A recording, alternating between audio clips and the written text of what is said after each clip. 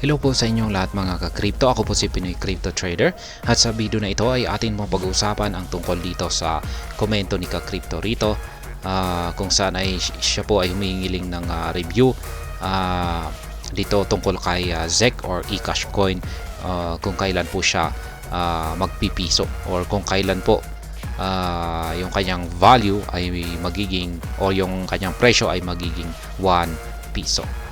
Kaya ayan, bago po tayo magpatuloy ay nais ko lamang po munang bigyang linaw ang aking disclaimer kung saan ang nilalaman po ng video na ito ay hindi po ito isang financial advice.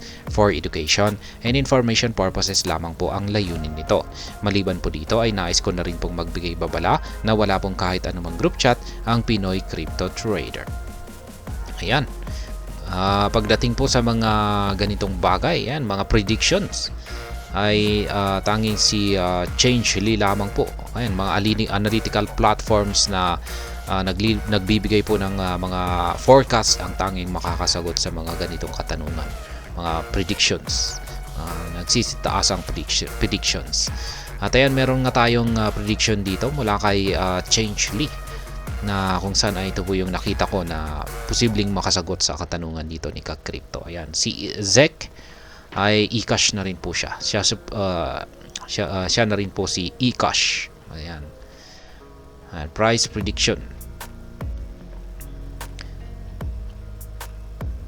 Ayan, base po sa table dito, meron po tayong table dito mula 2024, ayan, 2025 hanggang taong 2050. Ayan, mula 2024 ay ngayong taong 2024 ay base po rito sa prediction ni Changelly ay mukhang ayan, hindi po magagawang magpiso, hindi po magagawang akyatin ni ZEC ang presyong 1 piso. Ayan, para malaman po natin kung ano ang equivalent ng ayan, dollar sa peso, ayan, ay gamitin po natin ang conversion rate dito ni Google. Ayan, tumataas po pala ang palitan natin ng US dollar to Philippine peso. Naging 57 na po. Itong nakalipas lamang na araw ay nasa 56.62. Ayan, tapos naging 57 na. Ayan, tumataas po. Baka mamaya ay magiging 60 na ang palitan sa dollar. Kaya, ayan, check po natin ang 1 piso sa US dollar. Ayan po, 0.018, almost 2 cents. Ayan, 0.018. Ngayon, kung hanapin po natin dito sa table yung at least 0.018. Ayan, kung wala po rito ay ibig sabihin ay hindi po makakamit ni eCash or ZEC ang presyong ang 1 piso. Yan sa taong ito. Yan, ganun din po dito sa 2025. At chinek ko na po ito kanina lahat at nakita ko po na makakamit ni ZEC or eCash ang presyong 1 piso coin pagsapit po ng taong 2040. At yan po ay sa buwan ng June. Dito po niya makakamit ang average price na 0.0182. Yan, check po natin yan, 0.0182. Kaya yan po ay nasa 1.04 na Philippine peso. Ayan, magagawa niyang akyatin yan sa pagsapit po ng taong 2040 sa buwan daw po ng June. Ayan, yung kanyang maximum price naman po ay posible pang umabot ito sa 0.0207 at saka minimum price naman po ay sa 0.0168. Ayan, check naman po natin yung kanyang maximum price, 0.0207. Ayan, 1.18.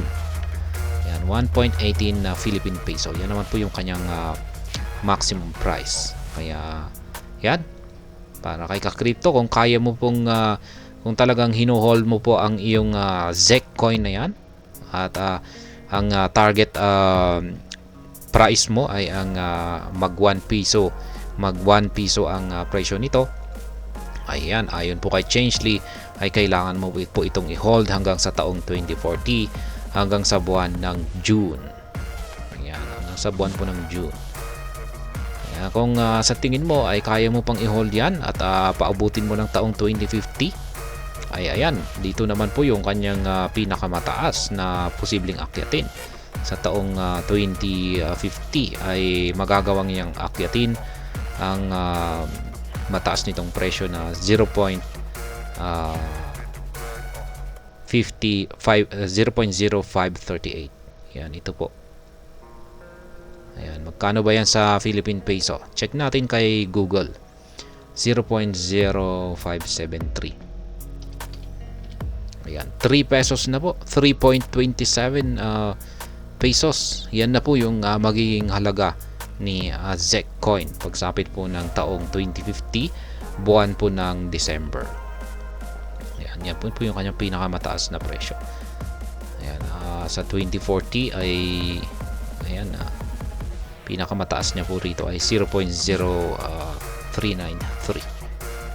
Ayan, may potential daw pong hindi lamang piso ang magagawang akyatin dito ni ZEC, kundi magagawa niyang akyatin na rin ang at least 3.27. Pero yun nga lang sa taong 2050 pa yan. Kaya pang long term hold po siya. Ayan, kaya hawakan po natin yan ng ilang taon at palipasin natin. Kung ihahawakan natin ito or i-hold natin dito ay kailangan po nating magpalipas ng ilang taon. Ayan, para po kay Ka-Crypto. At hanggang dito na lamang po tayo sa video na ito. Sana po ay inyong nagustuhan ang aking paliwanag sa video na ito. Kung inyo po itong nagustuhan, pakiclick lamang po ang like button nito.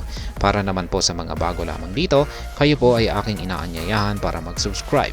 Pakiclick na rin po ang bell icon nito dahil ito po ang siya magsisilbing notification nito sa mga bago kong videos na akin pong ina-upload sa aking YouTube channel na ito.